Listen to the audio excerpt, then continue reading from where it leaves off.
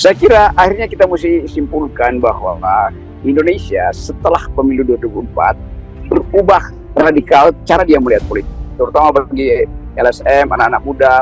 Bayangin misalnya, the dirty hand itu udah ditonton 3 juta orang, itu jauh di atas kemenangan partai manapun.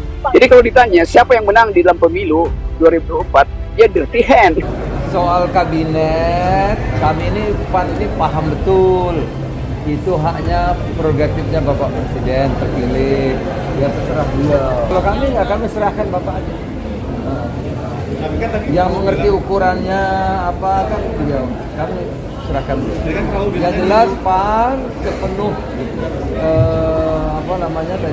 jiwa raga lah untuk belakang Pak Prabowo mensukseskan program-program, visi-misi, rencana kerja yang akan dikerjakan Pak Prabowo, karena kan nunggunya lama kami.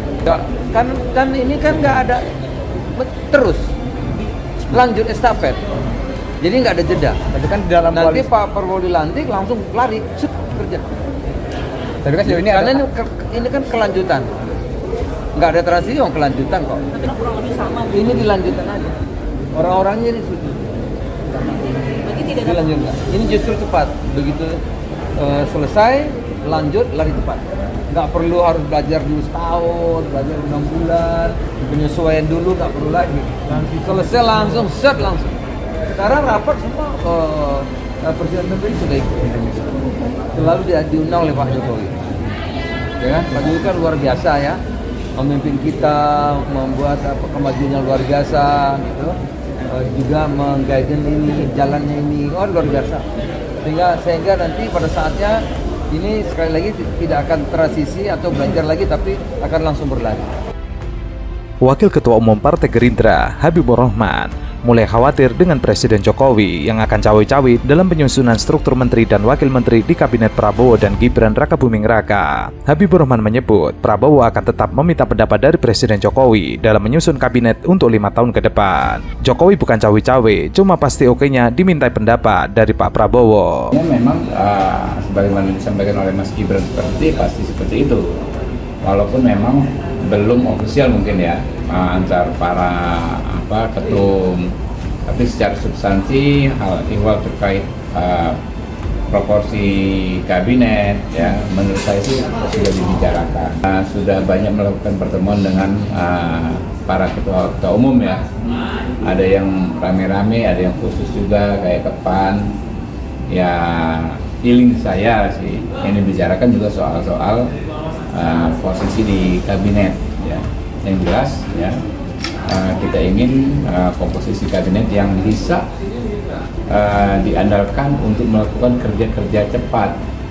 Sebenarnya nggak perlu lagi banyak penyesuaian, langsung gaspol kerja bagaimana mencapai target-target yang disampaikan dalam visi misi dan program pemilu ini. Karena kalau pembicaraan tingkat seperti itu ya di level mereka ya, kalau kami ini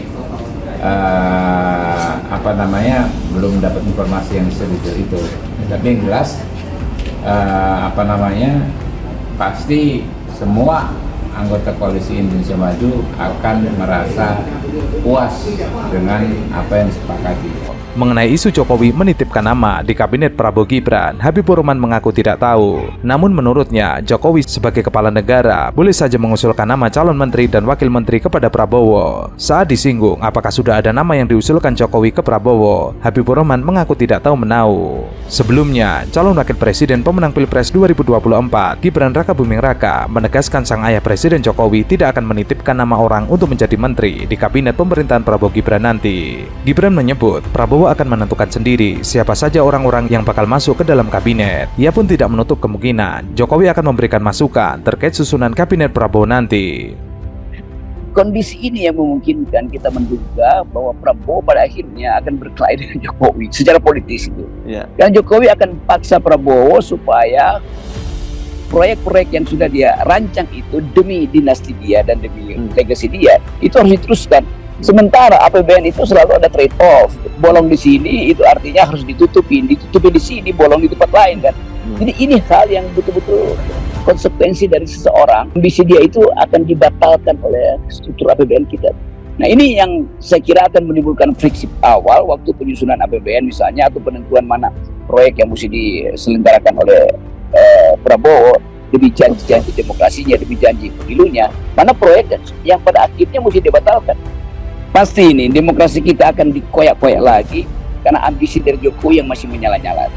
Tapi sekali lagi itu ya mungkin 2 minggu pertama, karena bagaimanapun Prabowo, kalau itu terjadi, Prabowo akan meninggalkan Jokowi habis-habis. Dan dia akan memilih reputasi dia daripada harus menarik-narik atau memangku kembali Jokowi dan memangku kembali Gibran, memangku Kaisang segala macam. Kan Prabowo orang yang ingin efisien di dalam kekuasaan. Kalau oleh Jokowi itu akan lenyap sebagai ingatan, karena dia akan masuk pada problem real, yaitu harapan rakyat bahwa Prabowo akan mengupayakan kesejahteraan. Nah, itu nggak mungkin dia lakukan kalau dia nggak batalkan beberapa proyek konsumtif dari Jokowi, terutama proyek suara.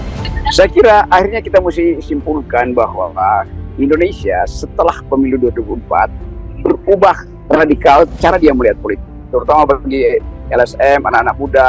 Bayangin misalnya, the dirty hand itu udah ditonton 30 juta orang, itu jauh di atas kemenangan partai manapun. Jadi kalau ditanya siapa yang menang di dalam pemilu, ya dirty hand itu datanya tuh. Dirty hand itu ada suara masyarakat sipil, suara akademisi, suara kaum rohaniawan, suara LSM.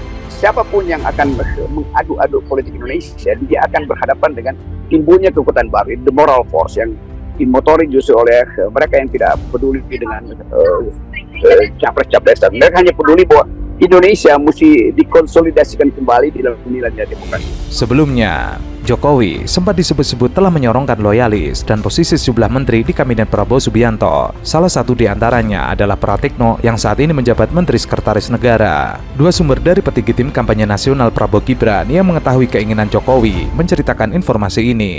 Anggota tim kampanye Gibran Raka Buming Raka dan petinggi TKN mengatakan Pratikno diajukan sebagai menteri di kabinet Prabowo untuk membantu Gibran, namun posisinya belum ditentukan. Pratikno adalah mantan rektor Universitas Gadjah Mada. Ia merupakan orang kepercayaan Jokowi. Jokowi juga disebut mengendorse politikus Golkar Bahlil Lahadalia yang saat ini menjabat sebagai Menteri Investasi untuk masuk kabinet Prabowo sebagai wakil dari profesional. Selama kampanye, Kepala Badan Koordinasi Penanaman Modal itu membentuk tim kampanye strategis Prabowo Gibran. Selain Menteri, Jokowi dikabarkan juga merekomendasikan nama untuk 2 pos di antaranya Kepolisian RI dan Kejaksaan kepada Prabowo. Menteri Sekretaris Negara Pratikno dan Koordinator Staf Khusus Presiden Ari Dwi Payana belum memberikan respon. Namun, sebelumnya Jokowi pernah menanggapi soal keterlibatannya dalam penyusunan kabinet Prabowo. Ia mengatakan, tanyakan ke Pak Prabowo, kok tanya kepada saya? Menteri Komunikasi dan Informatika Budi Aris Setiadi membantah Jokowi disebut menitipkan orang kepercayaannya. Ia mengatakan Jokowi dimintai pertimbangan.